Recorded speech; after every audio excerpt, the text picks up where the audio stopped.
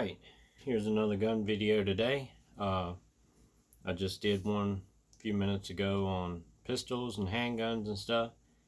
This is kind of like a mini series or something like that on the different types of guns. I was talking about the different styles and the way they work, the basics on pistols, handguns and stuff. So this one will move on to rifles. This is, of course, AR, which is very popular. Lots of people either have them or trying to get them, especially now with all the panic buying and everything. But this is something you may have or maybe planning on getting. This is not a full in-depth video. This is just the basics. But you got your rifle here, no magazine, safety check. But your functions on here is you would put your mag in, the charging handle. This one has a latch on the left side. Rack it, put your round in there, and if you were planning on carrying it, then you would shut the dust cover back. This is a forward assist, which I don't really recommend use, but if you have, it's designed where if you see the chamber isn't all the way up, you can bump that, and it has those notches to drive it home. But if it jams like that, I wouldn't really recommend using that, because you could make it a lot worse and a lot more of a pain to undo. You have your magazine release over here. You have your safety over here. It's a red dot on here. You turn it on by that knob up there. Some have a traditional scope. I'll get into scopes in a minute.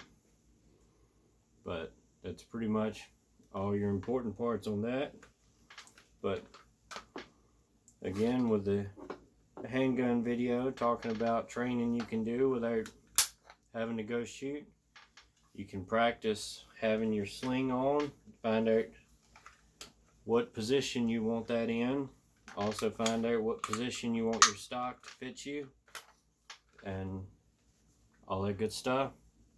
Get used to, you can practice going around your house and going around corners and CQB type stuff. And if you did want to dry fire it, like I said, make sure it's unloaded. And this is like the striker fired. Pull it once, then you'll have to rack it to cock it again. But even if you didn't go that far, you could go around and have things on the wall or whatever you want to use for target, and you can go and practice your target acquisition with the, like I said about the pistol sights. But instead of actually pulling the trigger, you can just leave the safety on, and you get that little click, and you can go and practice finding your targets and pulling the trigger and things like that. You can also not necessarily have to dry fire, but just practice pulling the trigger with the safety on and seeing how much you are moving the muzzle. You have your two pins here that separate the upper and lower. That's one there. If you do that, it won't break the gun. Gives you an idea what the internals look like. Helps you clean it.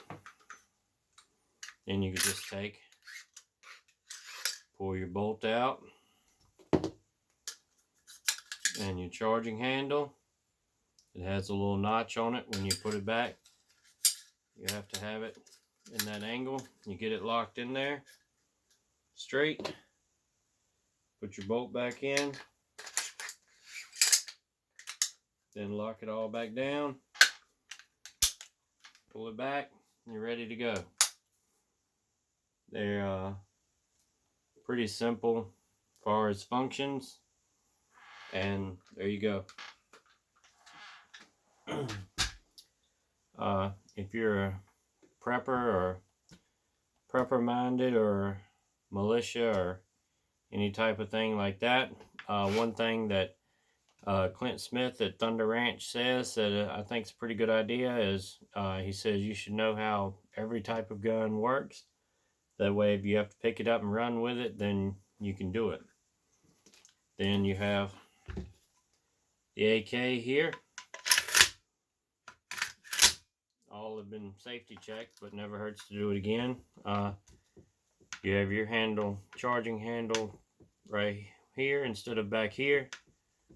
Or I don't guess you'd call it a charging handle, but anyway, you rack your rounds in right here. And this is your safety. That's safety on. That's safety off. And you're ready to go.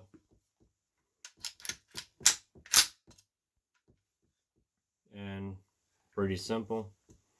You got your dust cover here. You push that to take it up, but you really don't need that unless you're going to clean it. And I will say that I prefer the AK iron sights over the AR iron sights. I like the traditional rifle style with that blade back there. That's my preferred open sight style anyway. Of course, you can put red dots and things on here. This one has the bracket for it. But as far as the AK, I like to keep it open. And if I were like 25 yards and in and stuff, I like the AK being open. But at different farther ranges, then I would go with the AR with a scope or red dot or something like that. But pretty simple.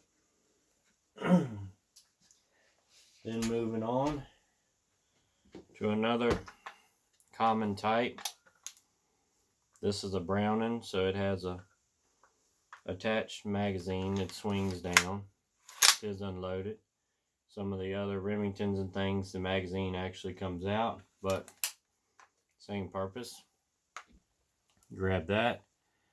Your safety is down here behind the trigger guard where a lot are. Got your common scope right here. Close-up distances, you want it on the lowest number. This one is a 4.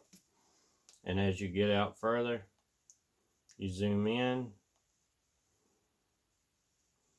But this is a more common hunting style rifle.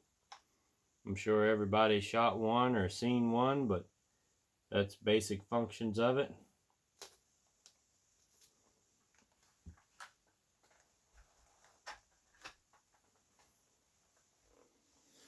Then here's one of my favorite guns and one of my favorite style, the lever action. This is a 30-30 Winchester. We are unloaded. This represents lever action type. I got the standard open sights on here. Winchesters did not have a safety, which means if you hit the trigger, it would go bang. There's no firing pin safety. If you hit the hammer really hard, it would go bang. Their safety feature is a half cock. If you can see that, it gets it away from the firing pin. You have some ones like Marlin that actually have a safety. I think it's right there, if I remember right. And they eject her to the side instead of the top, making it easier to have a scope up top and things like that. But this is a really accurate gun. One of my favorite to shoot. It's a fun gun to shoot. Like I said, this is in 30-30. I would like to have one in a pistol caliber, like 45 long Colt, 44 Magnum, 357, something like that, because I do like the style. They're pretty tough guns, pretty reliable, all the things like that. I engraved that on the stock. Not very good at it, but anyway.